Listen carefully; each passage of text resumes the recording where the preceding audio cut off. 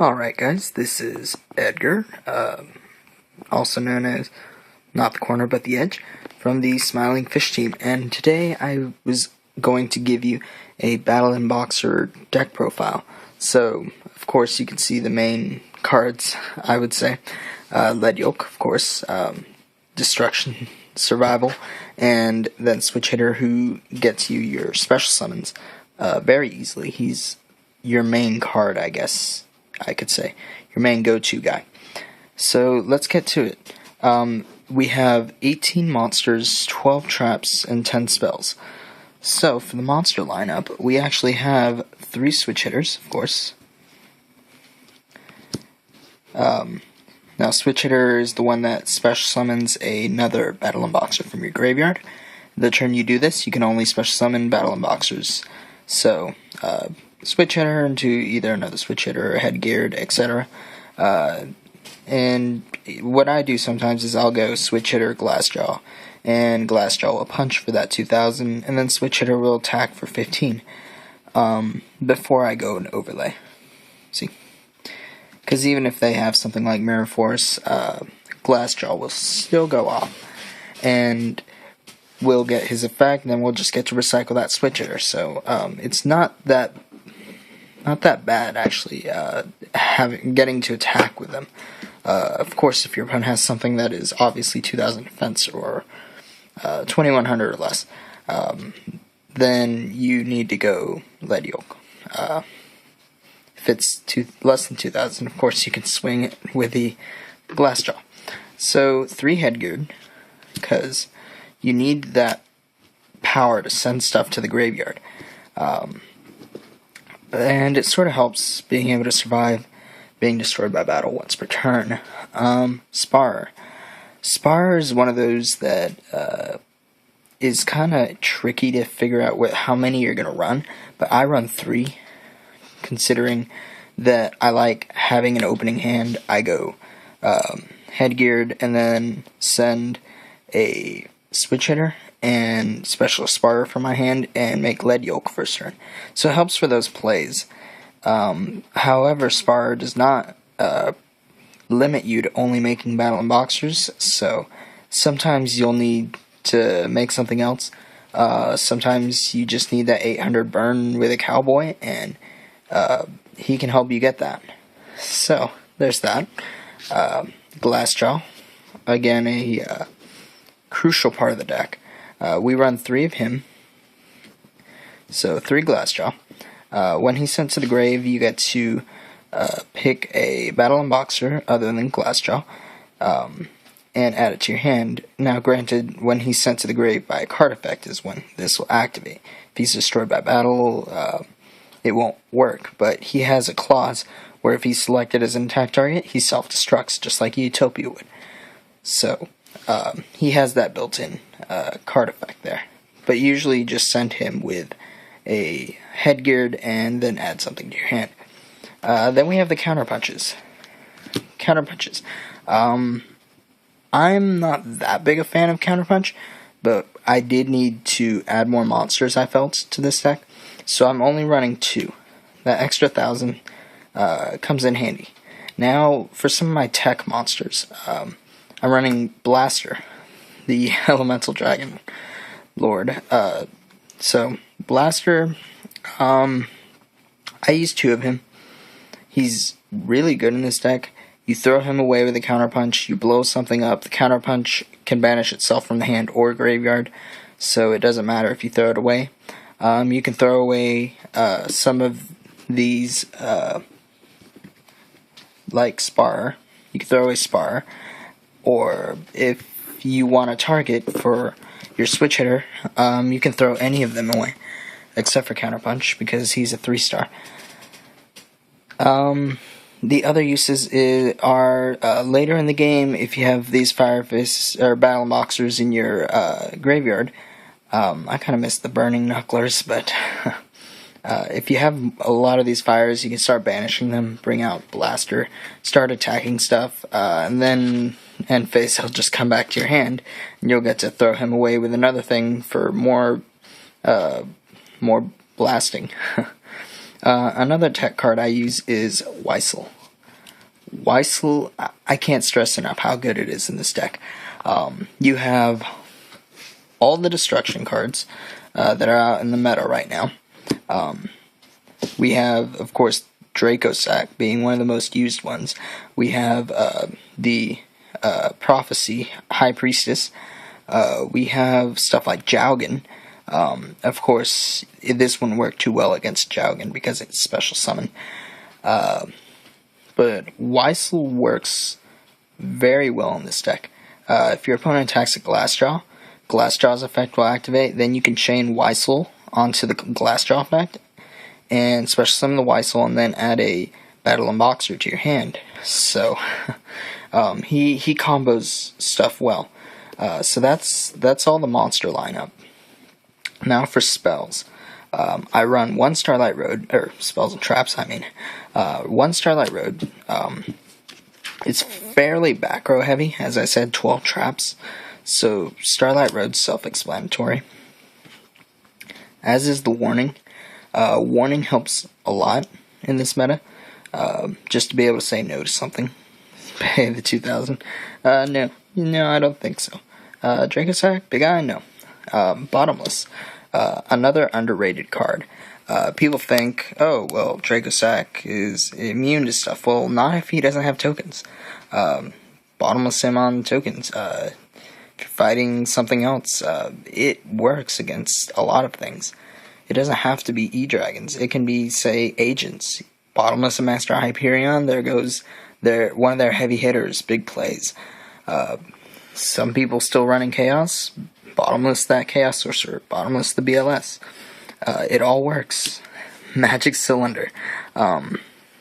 This is a card I run 2 of. And Magic Cylinder is just... no one sees it coming. It's at 3, I run 2.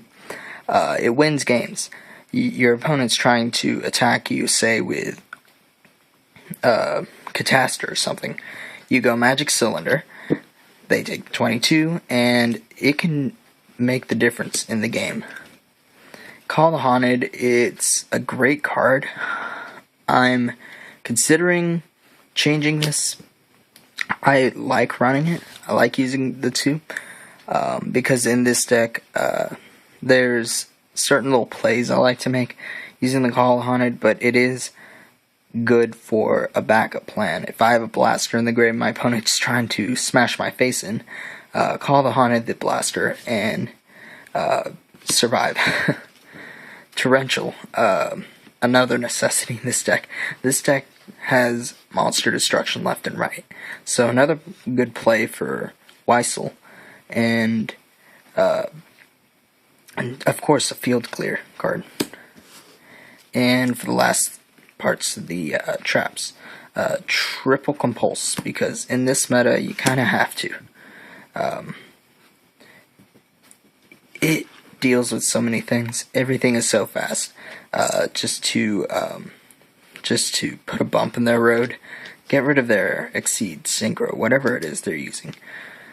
Now for the spells, we have a lot of the staples. We have Dark Hole, Monster Reborn. We don't use Heavy Storm in this deck because there's so much back row. Heavy Storm hurts the deck, so I don't use that. I do use a Book of Moon. I think you can tell from the sparkles. Starfoil rare. Book of Moon just to make an opponent's effect dissipate, to prevent an opponent from using something like a Draco Sack. I know I'm using that example a lot, but it works. Or to stop an attack, Oh, you're attacking me 3,000? Book of Moon. Not anymore. So it has its multiple uses. We have Foolish. Foolish is too good in this deck. If you have, say, Switch Hitter in your graveyard, Foolish Burial, send a Glassjaw. Glassjaw's effect gets the Switch Hitter. Switch Hitter, normal summon, special to Glassjaw. It has plays. Or it can set you up if you don't have the Switch Hitter in the grave. Foolish it to the graveyard. Have it for later. Rhoda. This is a mostly warrior deck, so you kind of have to have Rhoda in any warrior deck that uses warriors level 4 or lower. Again, more tech cards. So the warrior returning alive. as I said, it has its plays. Foolish Burial. You'll throw something away, and you don't have a glass jaw. You don't have a play to send a glass jaw. So you will play the Warrior Returning Alive, and you'll pick it right back up.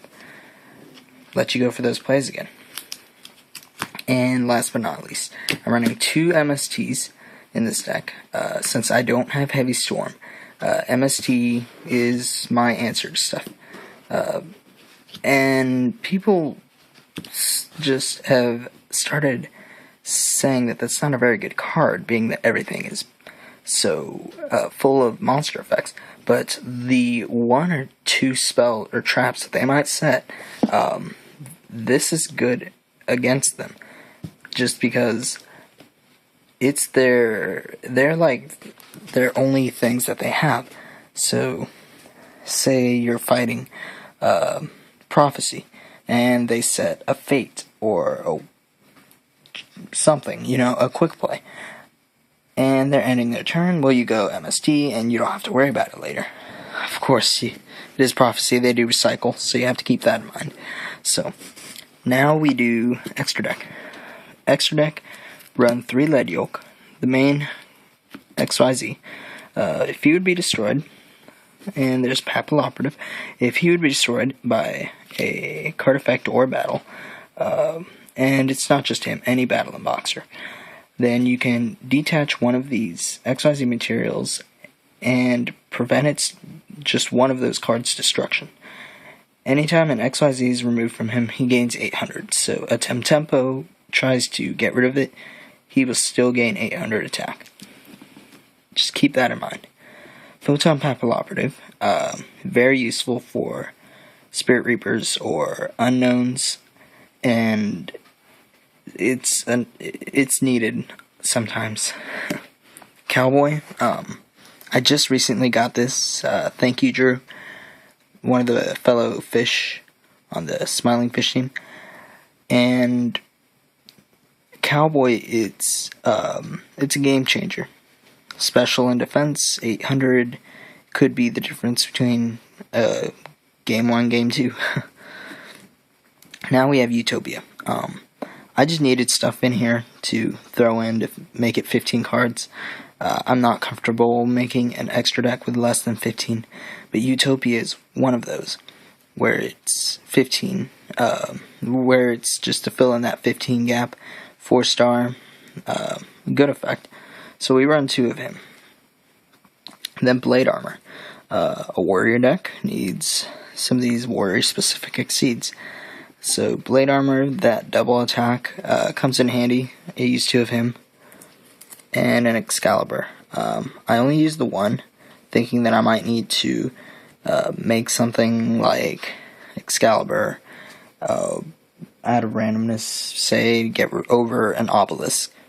Crash into Obelisk. So, one of my few outs to random oddities. Gemini Pearl. This is one of those cards that I like to make.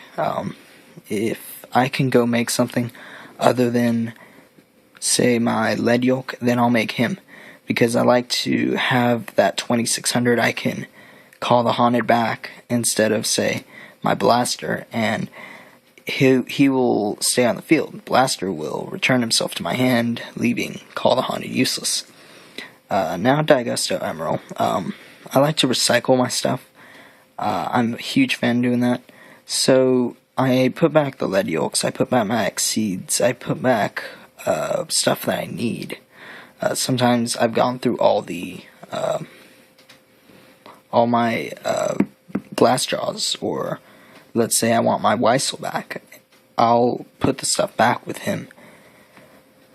Star Ceastus, I put him in here just partially because I had one, someone had given one to me, and I figured I may as well throw him in here. He does help get around stuff, being that he has during either player's battle step, if a Battlin boxer I control battles an opponent's monster, then he can negate the effects of the opponent's monster, and the monster I control can't be destroyed by battle. So this gets around Catastor or large monsters that have random effects. It helps survive in battle.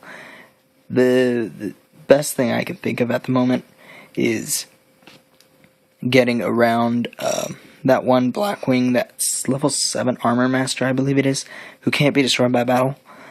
But finally we have Heraldry Crest. And Heraldry Crest has won me probably 2 games out of the Exceeds here. And I've explained this in the other video, so if you want to check that out, there's a link down in the description. And that's it for the Exceeds. Then we have Stardust, just to go with the Starlight Road.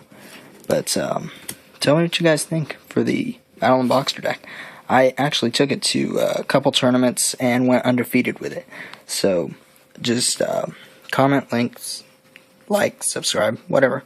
But this is Edgar from Smiling Fish Team, also not the corner but the edge. And my channel's link is down in the description as well. But yeah, see you guys.